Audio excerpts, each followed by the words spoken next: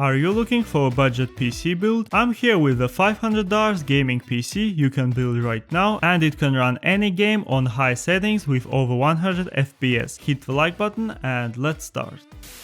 For the CPU, I decided to go with the Intel i3-12100F. For $100, we are getting 4-core 8-thread CPU with 3.3 GHz base frequency and turbo clock up to 4.3 GHz and 12 MB of smart cache. It also supports DDR5, PCIe 5.0, so it's gonna be relevant for some time. I think it's the best CPU for the budget builds right now. It also comes with a stock cooler, which is good enough for this CPU. For the motherboard, I'm going with ASRock B660M Pro RS. Key features are 4 RAM slots for DDR4 memory, a Gen 4 SSD slot, PCIe 4.0 slot, and VRM cooling. On the back it has 6 USB ports, 4 of which are USB 3, simple audio, Ethernet port, no Wi-Fi from the box unfortunately, but it has M.2 key E slot for Wi-Fi card, which I got separately for $20. Overall, it's a simple motherboard, and for $89 it has good value. I usually don't pick motherboards with no Wi-Fi pre-installed, but there is not much to choose from right now, so even for $110, which I spent including Wi-Fi card, it's not bad. CPU installation was pretty standard with no issues at all. Next I applied thermal paste and installed stock cooler. It was a little tricky, but as long as I see all clips from the back, it's good to go. For the RAM, I picked 16GB of DDR4 RAM on 3200 MHz frequency. I went with the kit from Silicon Power. It has nice timings, I use this kit a lot, and it's always a good deal, only $30. The motherboard has a 4 RAM slot, so I'm installing it in 2nd and 4th slots. This is written in the manual or on the motherboard itself. For the storage, I got a $500, I mean gigabytes SSD. It is a Gen 4, so we're gonna take advantage of a Gen 4 slot with a heatsink. 500GB should be enough for most stuff, but if you need more storage, you can go with 1TB. I'm trying to stay within the budget here. Installation is pretty easy, don't forget to peel the plastic from the heatsink. SSD sticker can stay. Motherboard is ready, let's install it in PC case right away. I'm using a GameDS Apollo E2 Elite, which GameDS was kind to send. It's a very nice looking mid-tower ATX case. It has a tempered glass front panel through which you can see huge 200mm ARGB fans. They are intake, and moving forward I'd say they look awesome and create a good airflow. The side panel is also tempered glass with a door design, that's nice, and the case also comes with a 3-pin 120mm exhaust fan on the back. On the top we have power, reset and LED buttons with USB and audio ports. Overall the case has a good build quality and I think it's a decent value for $60. I added additional motherboard standoffs, screws are included with the case. Usually I make sure they are screwed all the way with the pliers. IO shield goes in and the motherboard itself. Let's now install a Wi-Fi card. It's a pretty popular Wi-Fi 6 card. It came already assembled with a standard bracket. Low profile is also included, so it's only left to install. Installation is very similar to SSD and the antennas go to the back. The case brackets are not reattachable, so make sure to remove the right ones. Moving on, powering up this build will be 600 watts Thermaltake power supply. It has a good quality for $40 and it has everything this build needs. Installation is pretty standard. The case also has a foam stance and dust filter on the bottom for the PCU. At this stage I connect all cables to the motherboard, CPU power, 24-pin and the front panel. The only complaint is that even though cables are braided, there are still colored cables visible on the end, so that might be ruining the aesthetics. For the GPU, I'm going with Radeon RX 6600. I got a version from ASRock for $189 from Newegg. This card is a king of price to game performance right now, and for under $200 it's a very good deal. It's a PCIe 4.0 card with 8GB of GDDR6 memory. This version from ASRock looks good, has 2 fans and a backplate. On the back it has 3 display and 1 HDMI port. The case allows to mount the GPU in both horizontal and vertical positions. Vertical looks cool, but you're gonna need a PCIe riser cable, which will cost you around $30 for PCIe 4.0 version. So for this build, I'm gonna stick with horizontal mounting. Now it's time for the first boot, and PC posted without any problems. Everything's spinning, the front panel buttons are working, and there is even some RGB light on the motherboard. Let's enable a XMP right away. This is needed so the RAM starts working on the high frequency. Select XMP profile and save and exit. The build is almost done, the only thing left is cable management and Windows installation. Cable management was easy, there was plenty of space in the back of the case. And for installation I prepared a bootable USB. Everything went pretty smoothly. After the system setup I downloaded the GPU driver and ASRock Polychrome to control fan colors. To get the fans in sync up mode you have to hold the LED button. That took some time to figure out. And now the color is controlled by the motherboard. The fan speed is not controlled unfortunately, and they are working at full speed all the time. The airflow is great and surprisingly despite my concerns they are pretty quiet. PC is looking great, those huge fans behind the glass create wow effect. Let's now run a couple of benchmarks. Here's the storage speed,